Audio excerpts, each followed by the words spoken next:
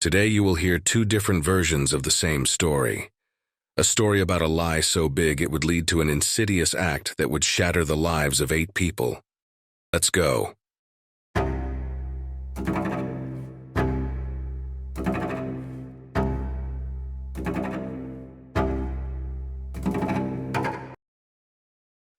In the year 2010, in the quiet suburban town of Markham, Ontario, lived a family known as the Pans. The Pans lived on a residential street in Markham, a city in the Greater Toronto area with a large Asian population. They lived in a nice, new 2-story brick home with a 2-car garage. The neighborhood was well kept and the area had a really low crime rate. The Pans were a loving family of 4. The father, Han, his wife, Bic, and their 2 children, 16-year-old Jennifer, and 13-year-old Felix, their son. Han and Bic were both first-generation Chinese immigrants who moved to Canada in 1979 as political refugees. They were both hard-working parents who sacrificed everything so their kids could live a happy, worry-free life. Han and Bic were known to be really strict and set extremely high expectations for their 2 children. By the age of 4, Jennifer was taking piano lessons and figure skating classes. Almost every day of the week, Jennifer was sitting in front of the piano or gliding across a rink trying to perfect her skills. As Jennifer grew older, she had developed hopes of becoming an Olympic figure skating champion. Tragically, her dreams would be shattered when she tore a ligament in her knee while practicing her figure skating. Her injury ultimately ended any chance of competing on an elite level. Jennifer was devastated, but determined to find another activity to excel in. Jennifer joined the school band where she would gain new friendships and a passion for playing the flute. She had regular practice throughout the week. Playing the flute seemed to help Jennifer forget about her promising future as a figure skater. Even though she enjoyed spending time with her friends at band practice, Jennifer longed to hang out with her friends after school outside of adult supervision. She wanted to experience the life of a normal teenager. But her parents considered that kind of life a waste of time. Every day after band practice, her parents would pick Jennifer up and drive her home. All of Jennifer's friends knew that Han and Bic were very strict parents. Her friends called them the classic tiger parents. Tiger parent is a term used to describe a highly strict mother or father that pushes their children to excel in academics and activities with an extremely high expectation. This could also include keeping their children away from any leisure activity like sleepovers, parties, and other non-productive events. Both parents monitored her extracurricular activities very closely. She was not allowed to date boys while attending high school or attend any high school dances. Eventually, Jennifer graduated from high school with a promising future. All her life she had been living under her parents' strict rules, and she was looking forward to her new independence. After high school, Jennifer headed off to college. Due to her extraordinary grades and extracurricular history, Jennifer had won a scholarship to the University of Toronto. She told her parents the good news and they were both overjoyed. Their strict parenting had paid off and they knew that their daughter's future was going to be filled with money and success. Seeing how happy her parents were, she took the opportunity to ask if she could stay at a friend's house on the weekdays. Her friend lived closer to the university, which meant Jennifer would not have to commute back and forth to school every day. Both parents agreed. Jennifer was really excited because she couldn't wait to finally be independent and make decisions of her own. When the school year started, Jennifer eagerly packed up her stuff and moved into her friend's apartment, where she would start her new life as a college student. Although she would not live at home, Jennifer would stay at her parents' house every weekend to keep them happy. 4 years later, Jennifer graduated with a pharmacology degree from the University of Toronto. A few months after her graduation, her parents started asking about her career. They found it odd that Jennifer never spoke about a new job after she graduated. She told them that she was still looking and that she was currently volunteering at a children's hospital. Her parents immediately grew suspicious. Over the last 3 months, they never saw her in a medical uniform or even a hospital badge. Jennifer was not fazed by these accusations and calmly assured her parents that she is volunteering at the hospital to get experience until she found a position. She told them that she has been interviewing ever since she graduated, and it is only a matter of time before she finds the perfect position. Her mother, Bic, was still suspicious. She felt like something was off and would occasionally follow Jennifer to see if she really worked at the hospital. After just a few trips of following Jennifer, Bic would come to realize her daughter had been lying to her. Bick immediately went home and told Han. That night, they would confront Jennifer about her lies. A furious Han would tell Jennifer she was no longer welcome in the Pan family home, and from this point on, she would not receive any support from both parents. Han continued to yell as Jennifer stood there crying and didn't say a word. At some point, Bick stepped in and managed to calm Han down. Eventually, Han took back his words. Jennifer still had a place to stay. But this was not the only abandonment she was facing. Jennifer was also dealing with a breakup. When she told her parents she was staying with a friend, she wasn't lying.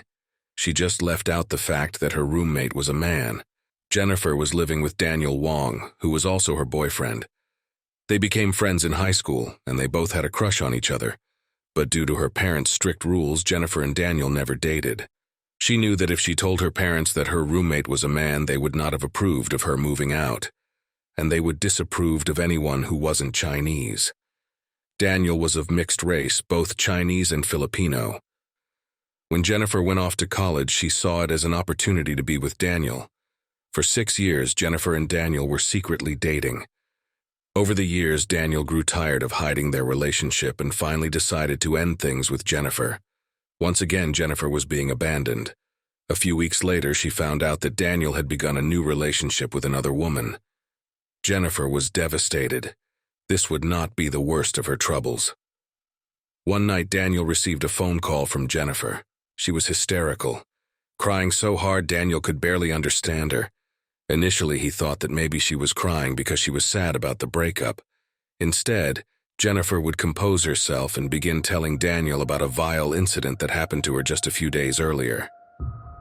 Jennifer had fallen victim to a violent crime.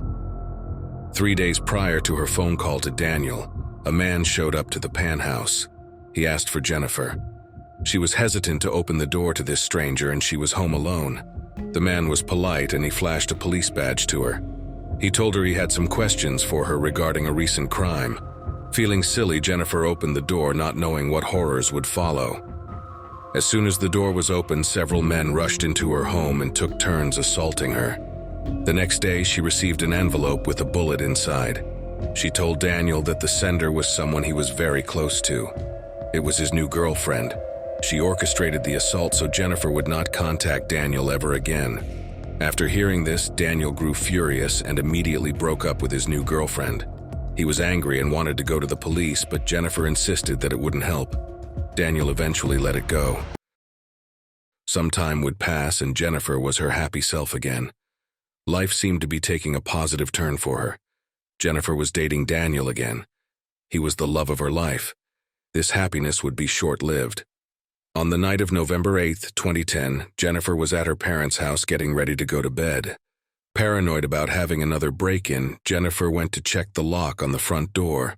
After that, she went into her room, shut the door, and dozed off for the night. Later that night, Jennifer was woken up by 3 menacing strangers standing around her bed.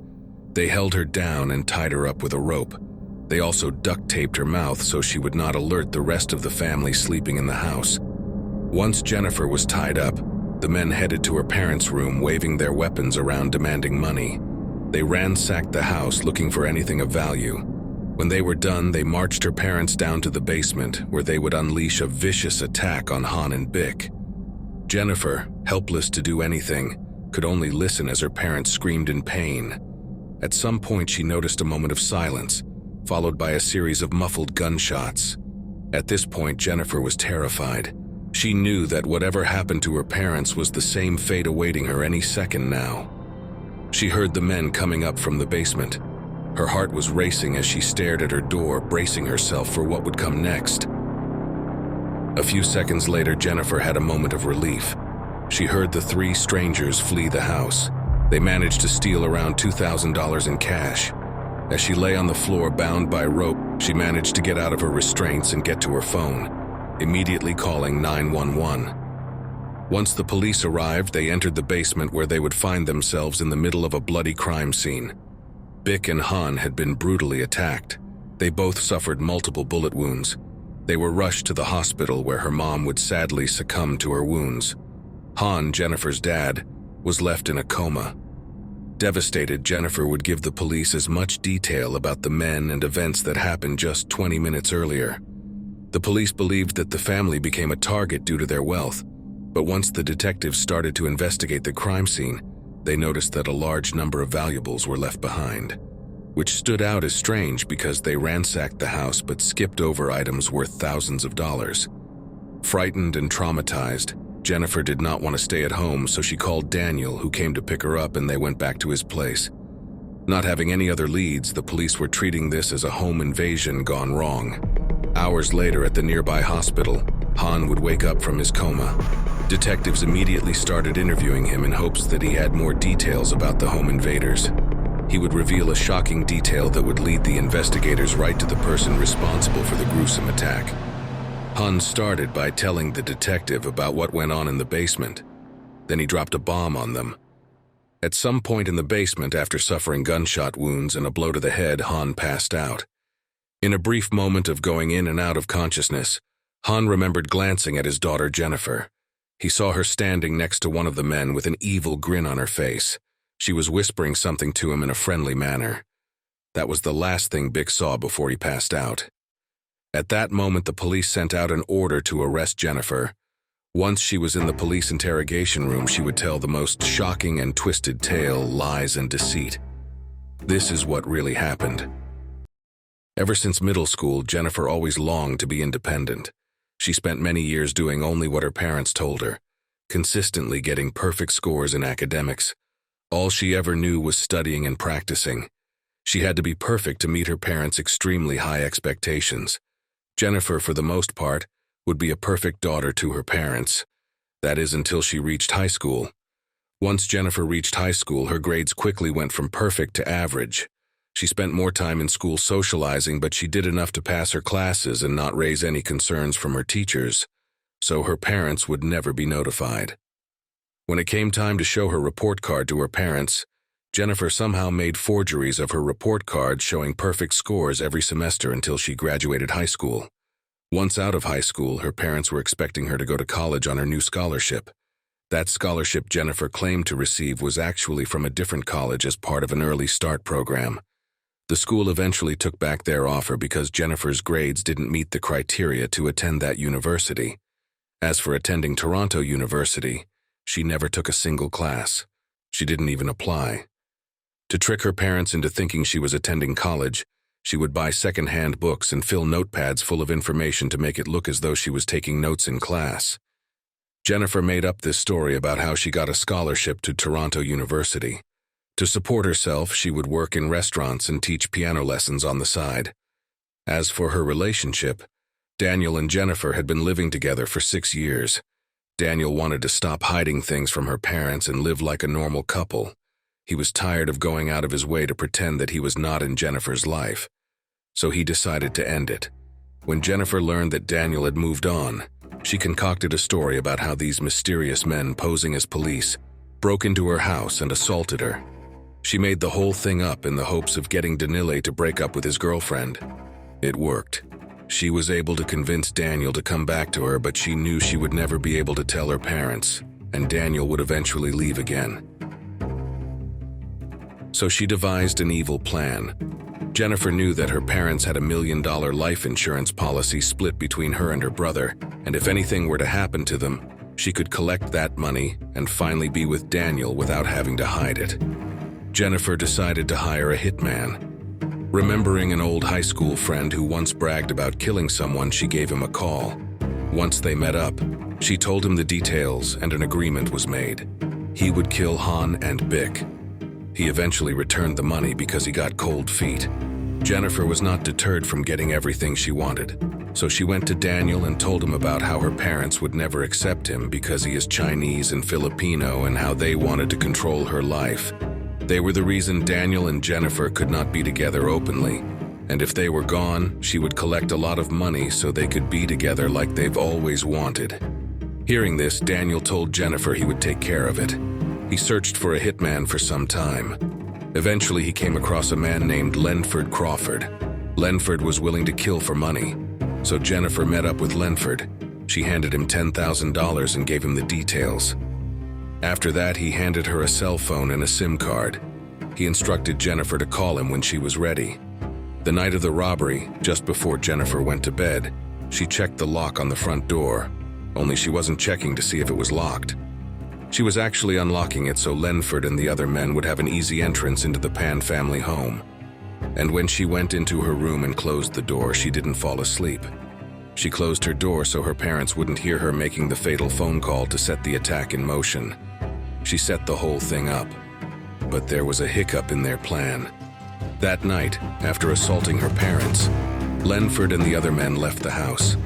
Jennifer waited a while before calling 911. She wanted to be sure her parents were deceased. Thinking both her parents were deceased, she finally made the call.